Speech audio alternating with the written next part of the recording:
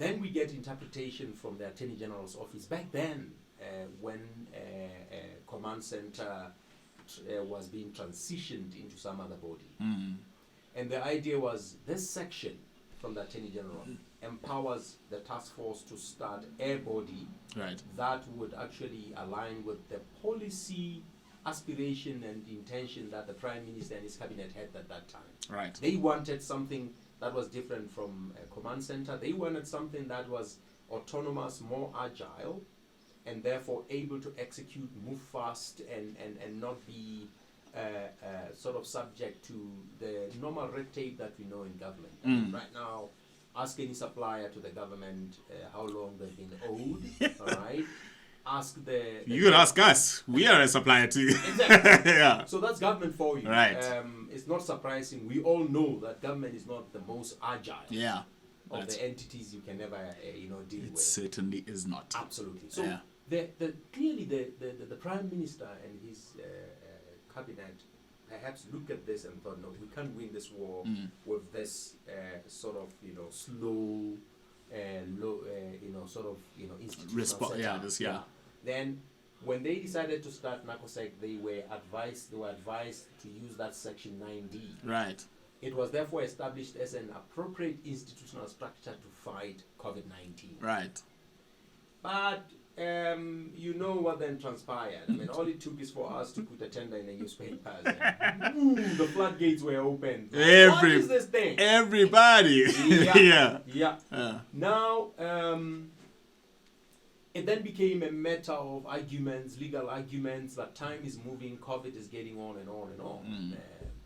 And ultimately, a decision was then taken to say, look, right, let's establish this thing according to an act of parliament, option 1, or, and by the way, one of the organizations that provided legal advice at that time when there was a lot of debate was the DCEO.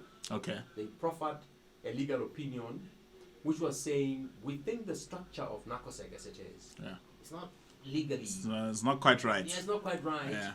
We advise that the CEO, Khasipe, be appointed as the CEO of the DMA. Why?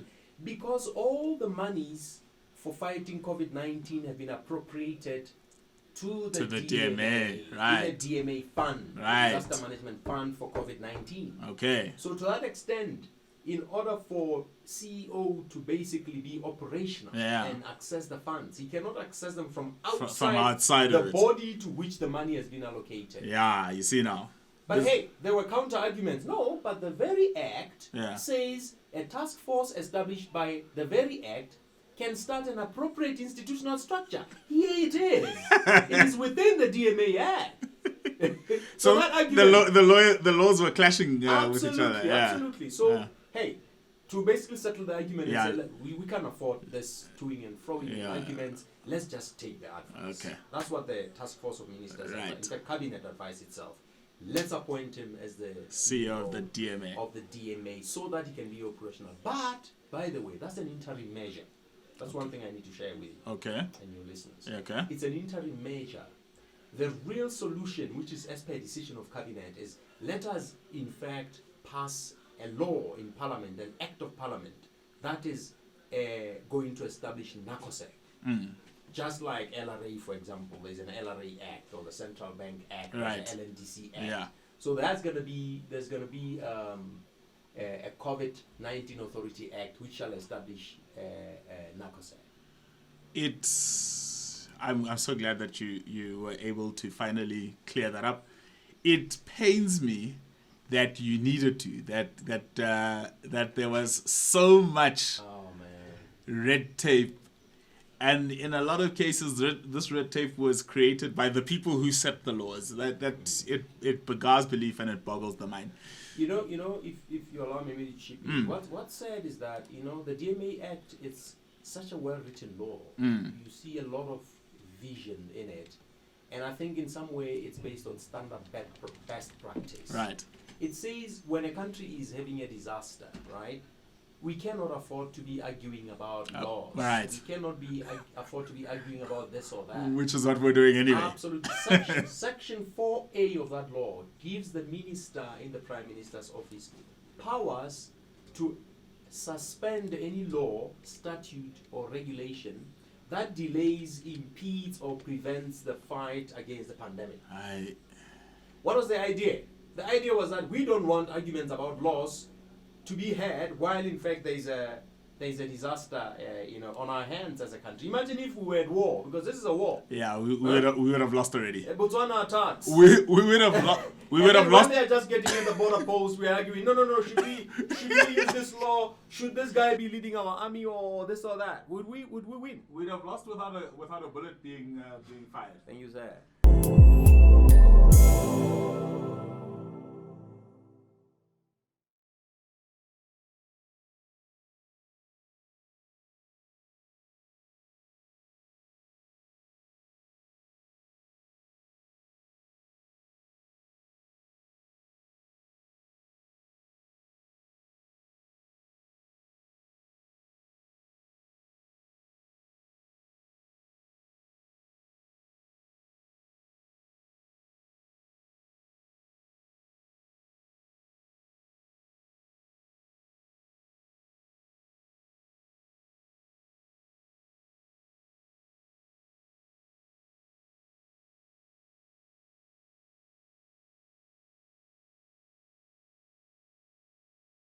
Bella's got some questions that she'd like to get through. Isabella. I do. So the first question is more just to clarify before I go anywhere else.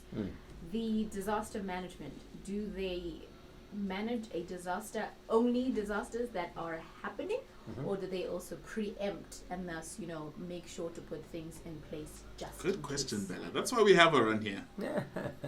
Yeah, sure.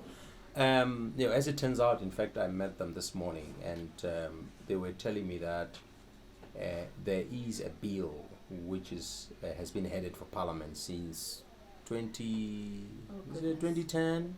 Yeah, that's how slow government can get.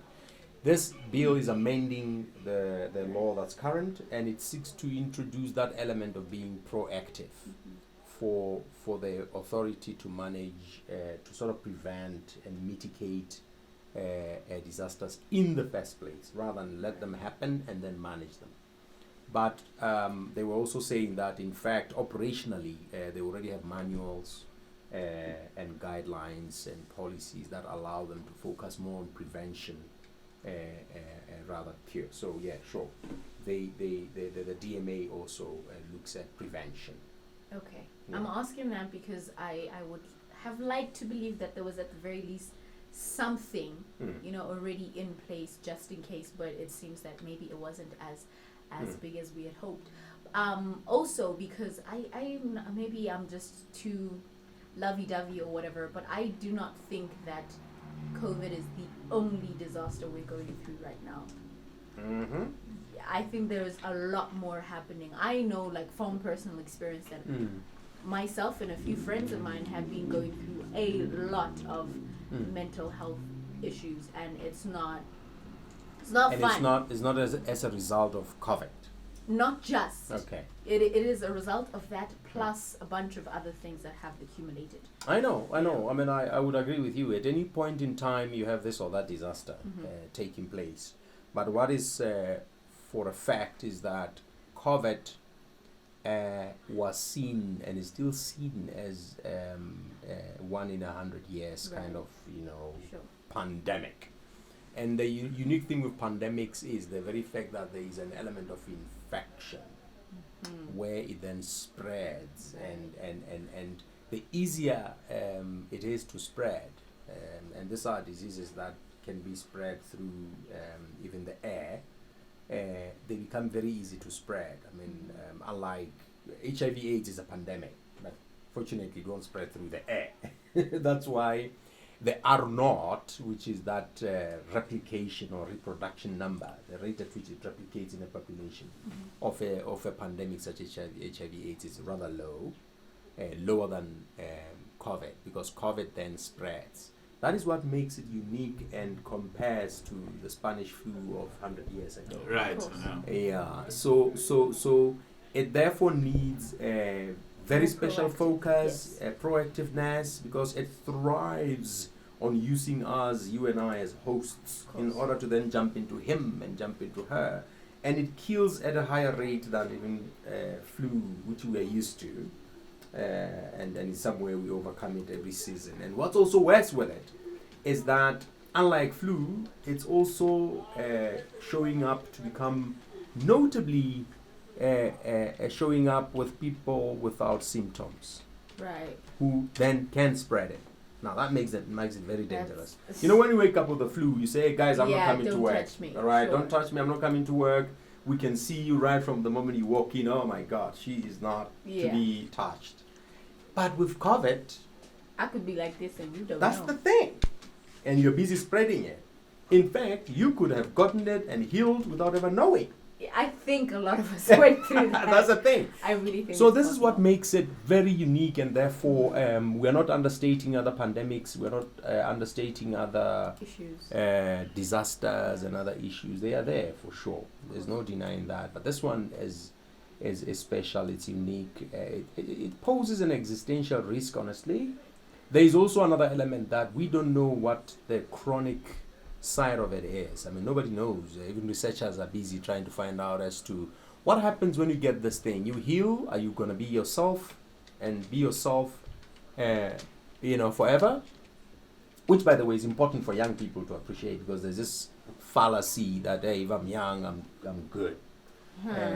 People of your age thinking, I don't mind, I can get this thing and heal.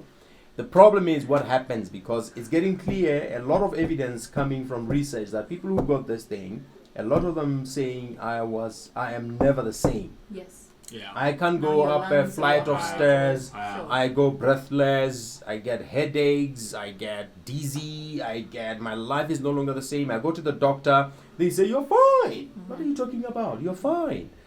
So that for me is something that we need to also zero in on and realize this thing is really, that unknown element of it is even more dangerous. Of course.